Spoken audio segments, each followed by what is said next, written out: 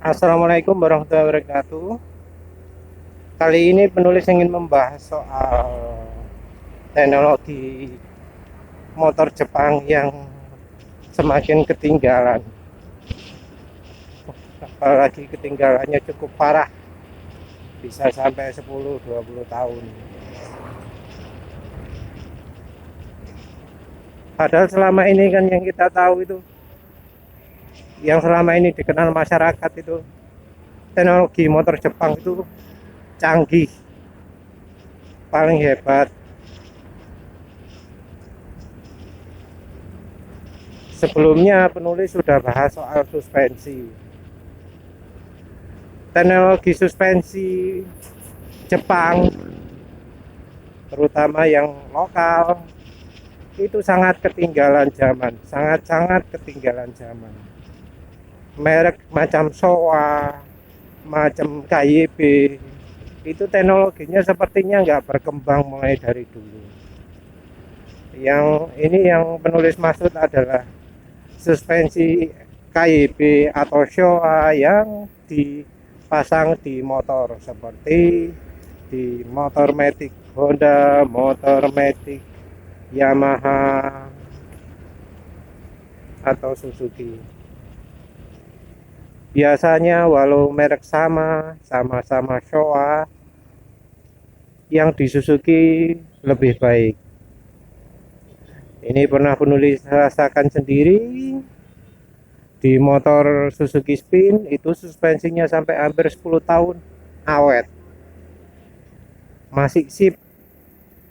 Sementara itu yang di Honda Beat belum 6.000 km sudah kacau. Ternyata yang sekarang yang di Suzuki pun juga jelek. Motor Suzuki Next 2 kira-kira 5.000 km sudah terasa berkurang, hambatan suspensinya sudah habis. Jadinya efeknya sekarang lampu belakang itu kotak-kotak, koplak-koplak, bunyi kotok-kotok.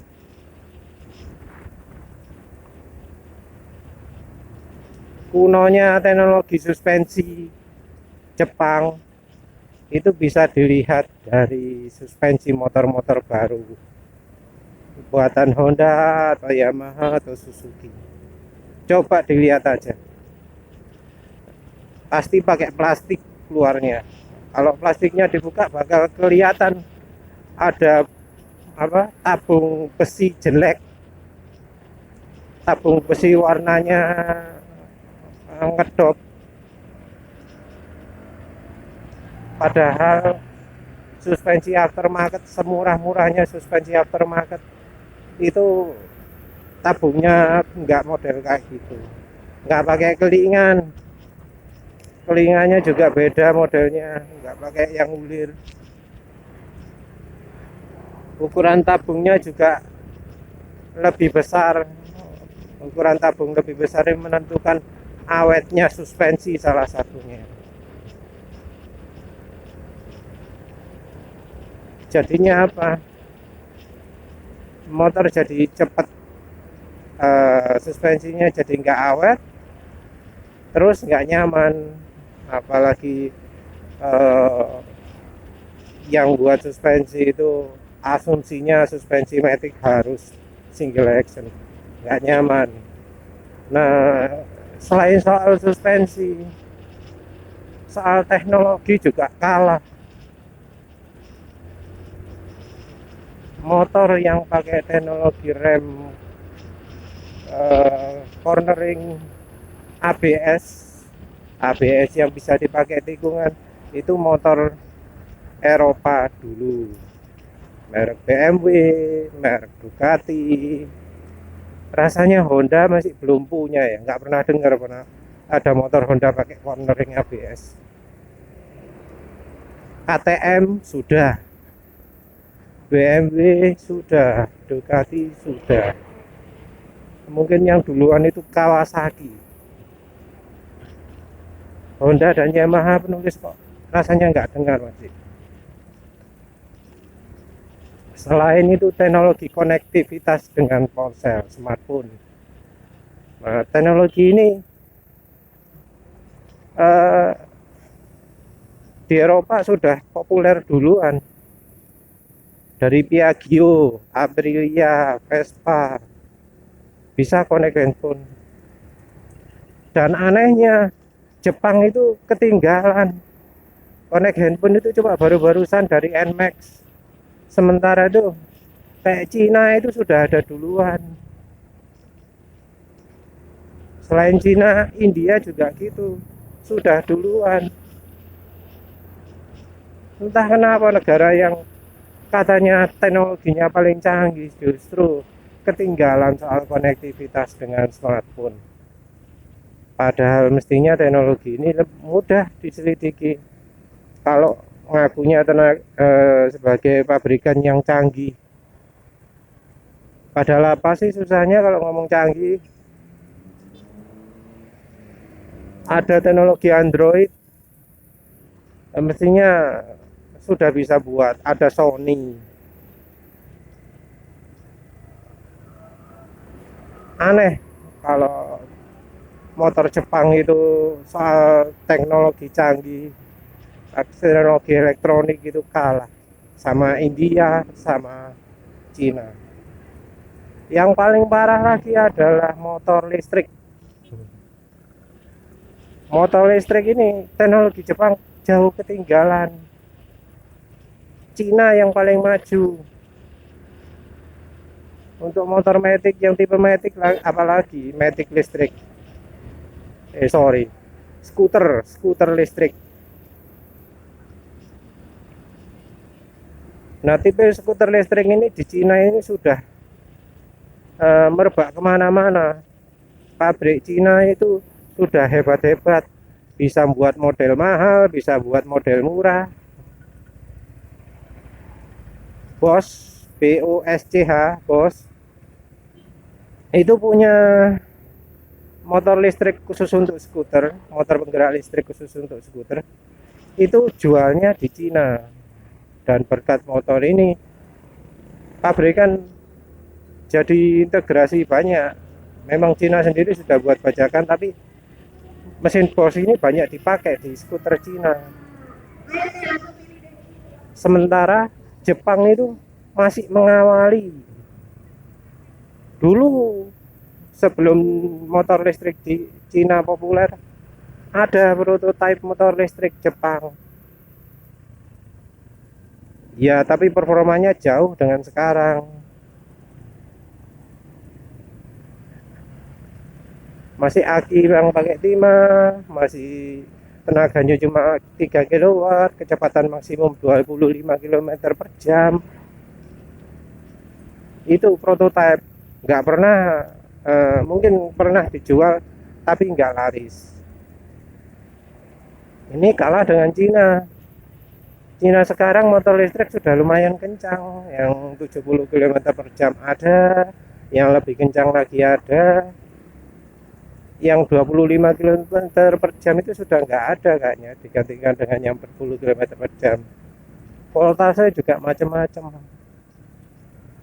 Honda PCX mungkin kelihatan keren, ada driving mode bisa kelihatan di speedometer, tapi motor Cina keren juga karena driving mode itu sudah ada di motor macam-macam, bahkan yang paling murah sekalipun.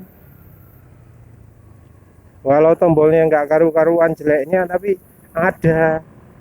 Kayak motor VR yang generasi pertama itu, motor VR Q1, Q1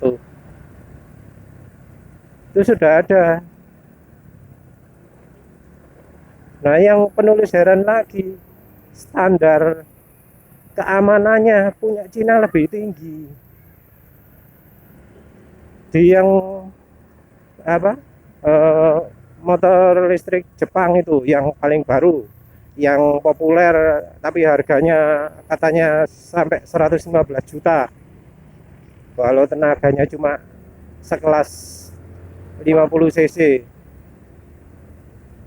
Itu Honda PCX elektrik,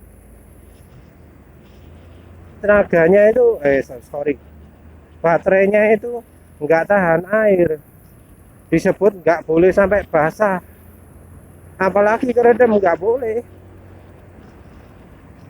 Motornya juga gitu, kalau banjir nggak boleh sampai kena air motornya, karena katanya ada risiko konslet. Listriknya juga listrik tegangan tinggi, karena sifatnya DC, listrik tegangan tinggi itu mematikan. Jadi bahaya kalau pakai Honda PC elektrik di banjir-banjir gitu. Resikonya nyawa, bukan cuma mati aja. Nggak ada jaminan kan sistem keamanannya fungsi. Mungkin ada sistem pengaman, tapi nggak bisa mengamankan dari kalau banjir kecil gitu, kecipratan air terus airnya kena orang kesetrum kan, ya resiko nyawa.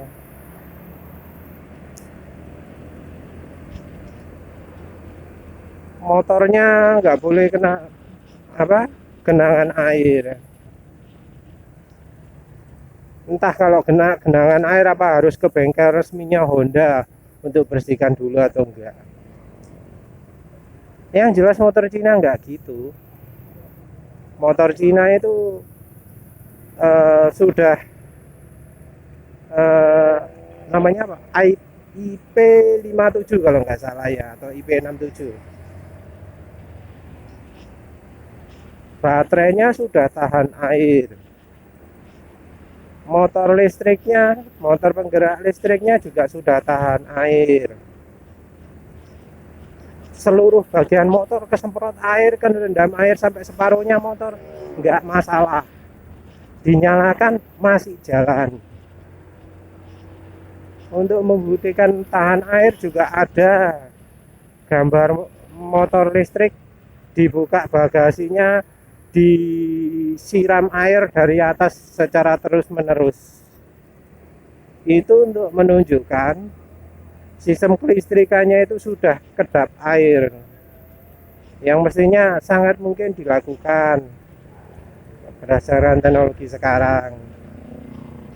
Kabelnya kedap air, motor listriknya kedap air, baterainya kedap air. Itu yang bisa dicapai di Cina sekarang. Motor listrik India pakai teknologi Cina, jadi ikut kedap air juga. Nah, yang Jepang ini nggak ada, nggak kedap air. Kalah sama yang di India dengan Cina. Selain itu, teknologi motor listrik yang digunakan juga kalah yang di Jepang ini. PC elektrik nggak ada regeneratif braking. Penulis lupa kayaknya nggak ada mundurnya. Sementara motor Cina, motor India, motor listriknya itu bisa mundur, ada parking gear atau apa gitu, pokoknya bisa untuk mundur. Parking assist namanya. Regeneratif braking juga ada. Regeneratif braking itu maksudnya waktu ngerem itu sekaligus ngecas. Jadi kan kalau generator bergerak terus listriknya diambil, maka generatornya itu jadi kayak ngerem. Nah, regeneratif braking itu mengatur hal itu, dan kekuatannya itu bisa diatur juga jadi seperti rem biasa. Jadi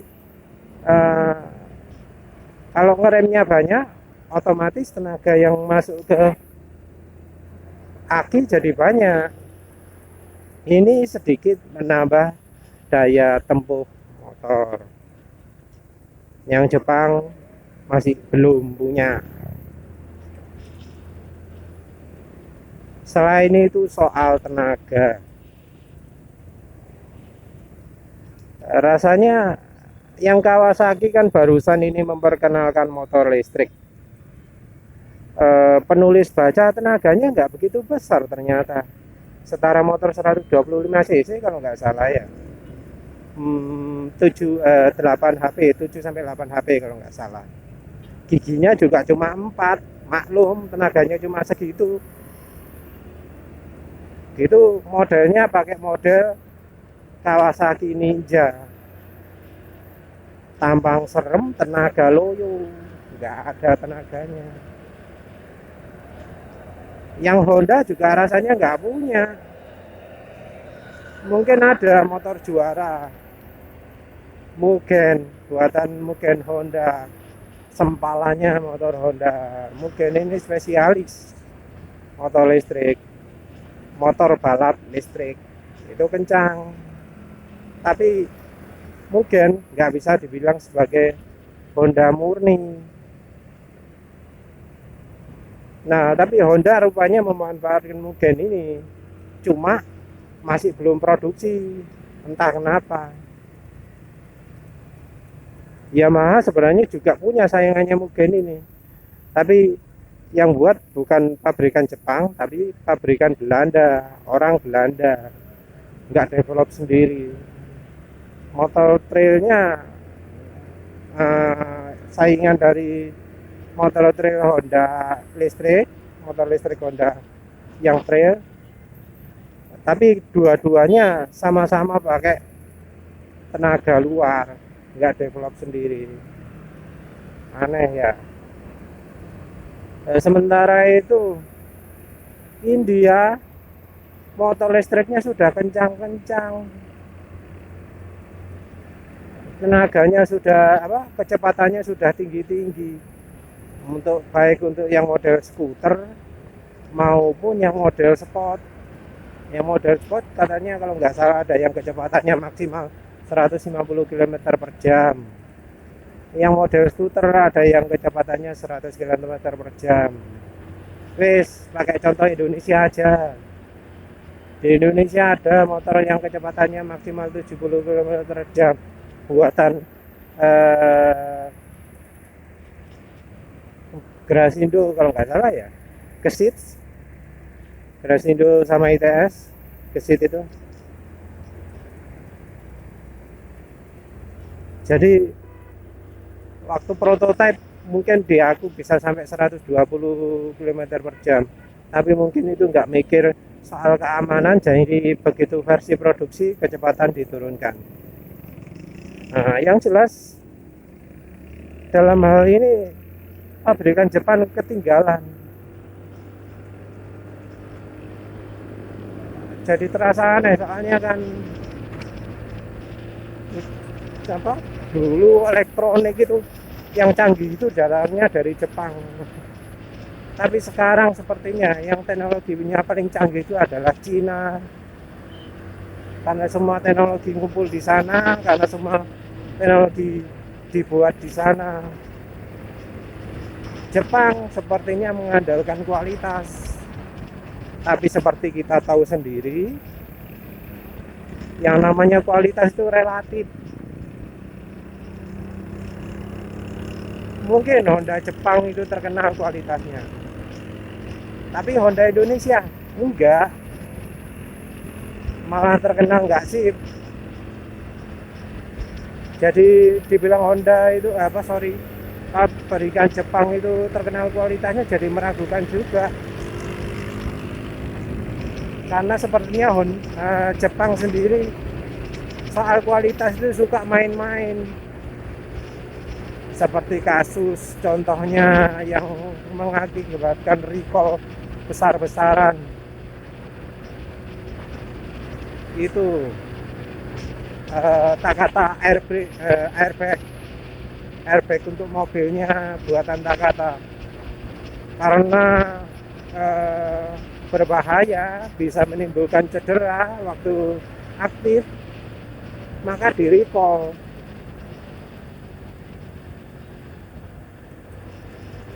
Terus soal besi di pabrik apa penulis lupa, itu yang mempengaruhi kualitas baja di mobil, bodi mobil, sampai ada recall segala. Itu karena pabriknya itu menyalahi aturan kendali mutu. sampai ada suap-suapan segala, jadi kasus besar juga. Jadi entah apa keunggulannya pabrikan Jepang sekarang ini, dari teknologi ketinggalan, dari kualitas juga rendah. Oli Jepang guys, kan kita dunia motor yang oli oli mesin Jepang itu apa bagus? Enggak, sama Pertamina kalah. Oli Jepang contohnya adalah Idemitsu atau Nippon Oil yang lebih terkenal dengan nama Yamalu. Idemitsu dijual sama Honda sebagai AHM Oil. Itu apa kualitasnya bagus? Enggak, jelek. Jadi sulit sekarang ngomong apa keunggulannya motor Jepang itu. Keunggulannya pabrikan Jepang. Mungkin dari sisi model ya, tapi ini yang namanya model kan tergantung dari desainer, bukan dari negaranya. Motor Honda yang keren-keren, motor Yamaha yang keren-keren, itu malah didesain sama orang Itali, sama orang, oh ya dari Itali ya kayaknya ya. Itali dari Roma, Honda Roma, Yamaha Roma. Tapi rupanya sifat kejepang-jepangan itu masih tinggi. Jadi walau motornya keren, nggak diproduksi. Contohnya Honda Cafe Racer yang fairing hasil desainnya Roma, pakai mesin CB 400, itu kan modelnya keren, warna hitam, depannya kayak ada paling-paling, keren. Tapi sama Honda nggak diproduksi, entah mengapa itu. Yang diproduksi Cafe Racernya ternyata ya modelnya nggak begitu keren sih menurut penulis. Juga bukan motor fairing, tapi motor naked. Yang Yamaha juga turun. Desainnya ini makin lama makin jelek kan. NMAX modelnya makin hancur, Fiction makin hancur. Versi pertama biasanya lebih bagus daripada versi berikutnya. Jadi revisi facelift itu biasanya merusak tampilannya motor.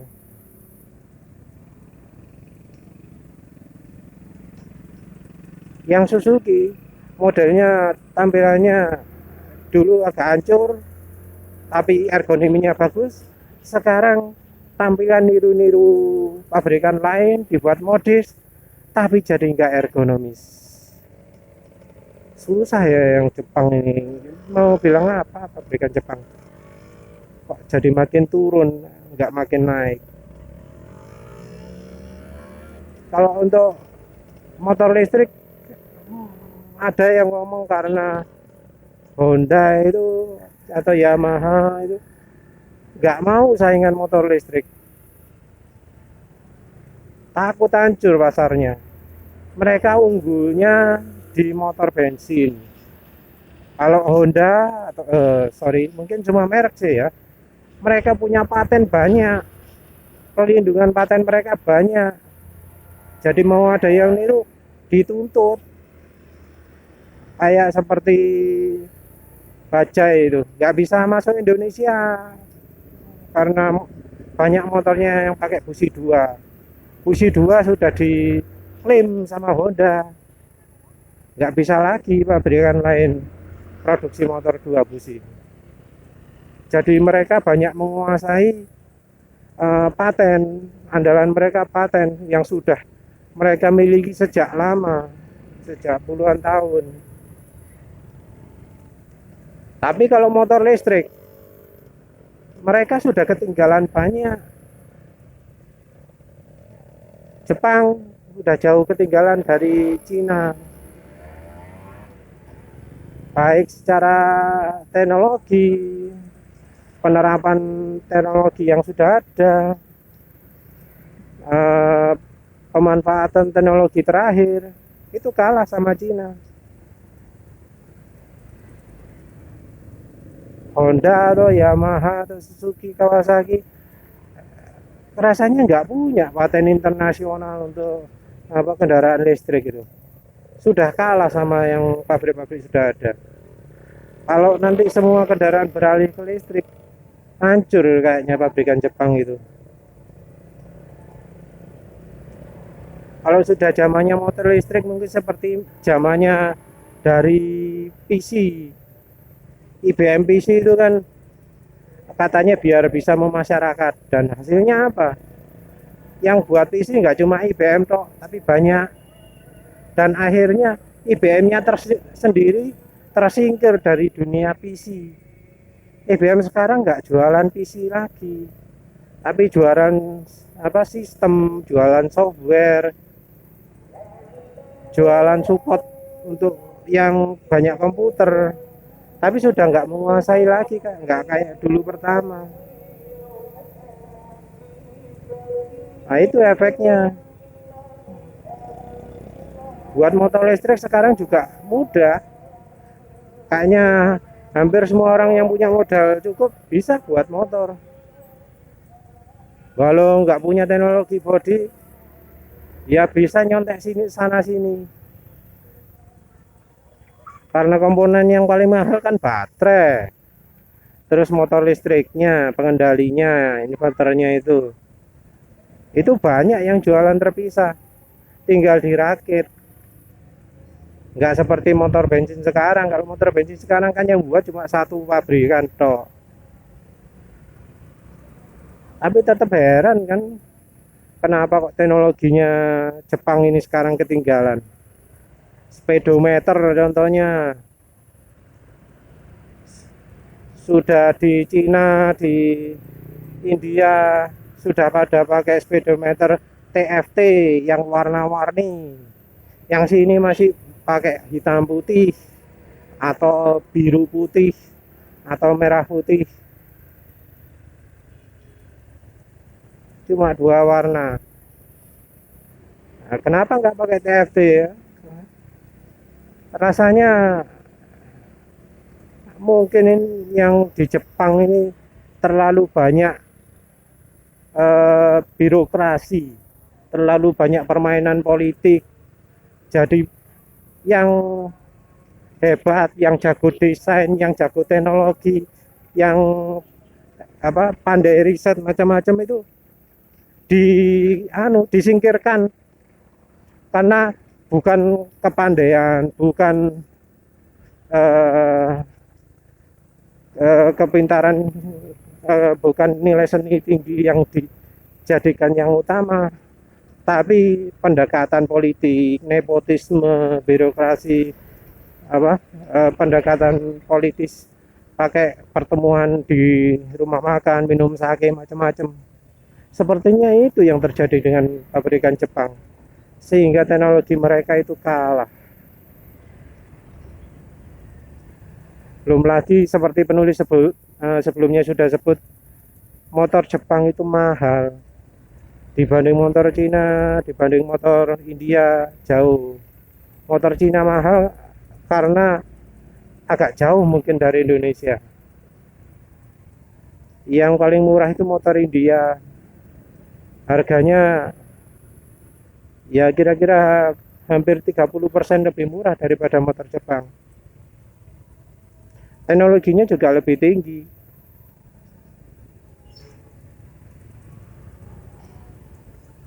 Jadi ya mau bilang apa lagi, Jepang sekarang sudah bukan yang paling canggih. Penerapan teknologinya juga sudah bukan yang paling tinggi. Motor kelihatannya kayak canggih, pakai OLED macam-macam, tapi aslinya itu bukan yang bukan yang utama. Secara fungsionalitas misalnya, speedometer yang pakai LCD kelihatannya canggih, tapi lihat RPM susah. Saking susahnya sampai muncul teknologi, disebut teknologi padahal cuma akal-akalan. Pakai indikator shift indikator. Nah itu kan cuma akal-akalan itu, cuma lampu LED yang menandai RPM tertentu. Padahal kalau apa tachometernya mudah dibaca gitu, nggak perlu kayak gituan. Belum lagi soal ergonomi, kenyamanan, makin hancur motor Jepang itu. Entah apa jadinya berikutnya 10 tahun lagi gitu. Jadi motor kuno, nggak nyaman, nggak enak dikendarai, ngomong irit tapi boros, ngomong mesin awet tapi gampang rusak. Ya semoga aja pabrikan pabrikan India sama pabrikan Cina bisa lebih banyak masuk di Indonesia. Jadi orang jadi bisa membandingkan, bisa tahu sendiri. Jadi bisa pilih yang paling baik. Nggak harus dipaksa beli merek Jepang karena supportnya lebih bagus di Indonesia. Tapi mungkin karena kekuasaan pabrikan Jepang di Indonesia besar, sulit motor selain Jepang masuk Indonesia. Tapi semoga bisa terlaksana. Sekian saja, terima kasih. Assalamualaikum warahmatullahi wabarakatuh.